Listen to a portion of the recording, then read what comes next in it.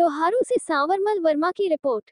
राज्यसभा सांसद किरण चौधरी ने भिवानी जिला के गोलागढ़ गांव में पूर्व कृषि मंत्री चौ सुरेंद्र सिंह की जयंती पर पुष्पांजलि अर्पित करते हुए कहा कि चौ सुरेंद्र सिंह ने अपना जीवन संघर्ष करते हुए बिताया। वे युवाओं के लिए प्रेरणा स्रोत थे। उन्होंने अपने कार्यकाल में कृषि विभाग के कई कार्यों को कंप्यूटरीकृत करने का कार्य किया। वे पूर्व मुख्यमंत्री स्व चौ बंसीलाल के आदर्श बेटे के साथ ही उनके सारथी के रूप में प्रदेश के हित में कार्य करते रहे।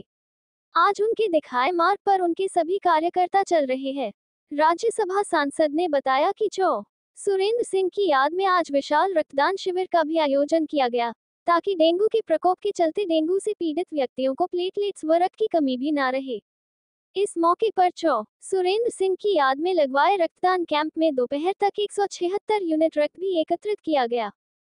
इस मौके पर राज्यसभा सांसद किरण चौधरी ने पत्रकारों से बातचीत करते हुए कहा कि चौ सुरेंद्र सिंह व पूर्व मुख्यमंत्री चौ बंसीलाल की तर्ज पर श्रुति चौधरी भी प्रदेश में समान जल बंटवारे को लेकर प्रतिबद्ध है तथा वे सिंचाई विभाग के तहत आने वाले सभी कैनाल, चैनल, डिस्ट्रीब्यूटरी के नवीनीकरण को लेकर तेजी से कार्य कर रही है।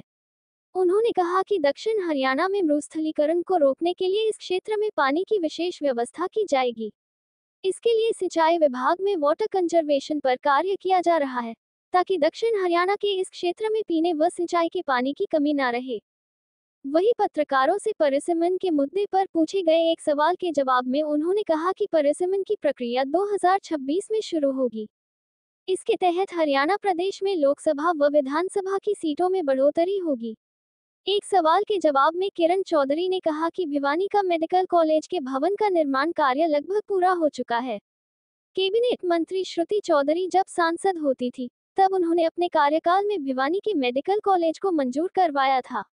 अब ये मेडिकल कॉलेज जल्द ही जनता को समर्पित होगा तथा क्षेत्र के लोगों को चिकित्सा सुविधाओं के लिए जिला से बाहर नहीं भटकना पड़ेगा।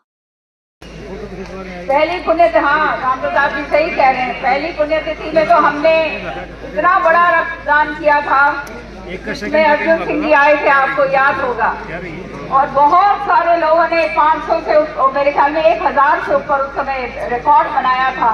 तो इतना जबरदस्त रक्तदान किया गया था। 5000 हाँ।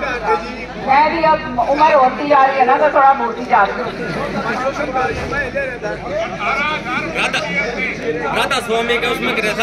इसका मतलब ये तब संभव होता है जब आप जैसे लोग, डेडिकेटेड लोग जो हैं मौजूद हैं, और उसी का कारण है कि आज मैं और श्रुति यहाँ के सामने खड़े हैं। आप सबका बहुत बहुत तहे से धन्यवाद है।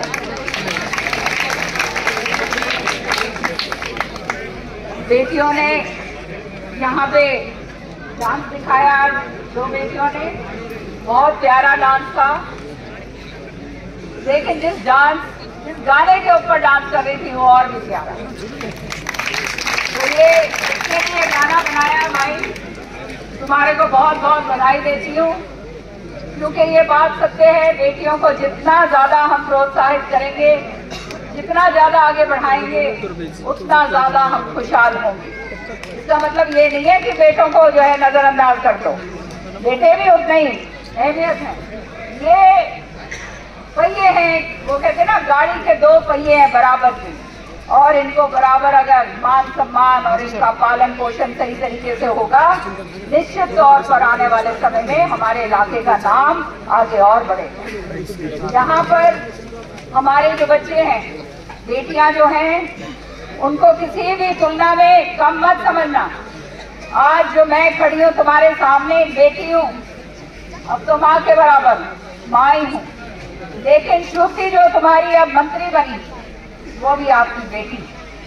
एक दिन ये बेटियां इसी तरह से आगे निकलकर अपने प्रदेश का, अपने इलाके का नाम उजागर करेंगी। इसलिए ज्यादा से ज्यादा प्रोत्साहन अपनी बेटियों को दो, क्योंकि बेटियां जो वो कहते हैं ना, ये वो धरोहर है जो कभी भी जो है खराब नहीं होती।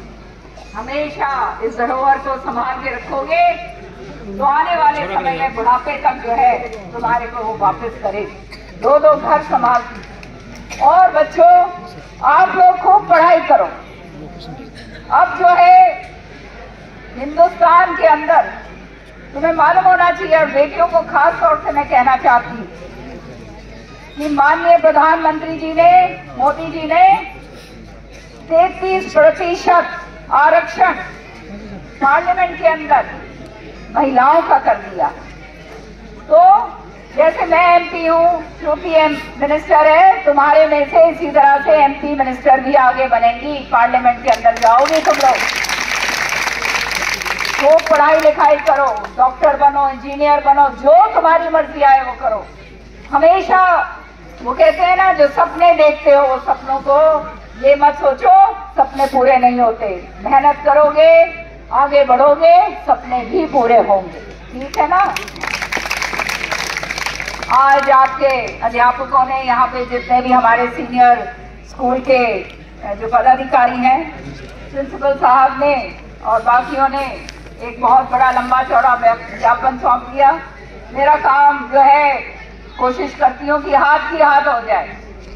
तो आपका जो स्कूल है, मंत्री जी से अभी बात करी मैंने, और मंत्री जी ने हाथ के हाथ हाँ कह दी, कहते हैं श्रुति का हाथ भिजवा देना, मैं काम करती हूँ।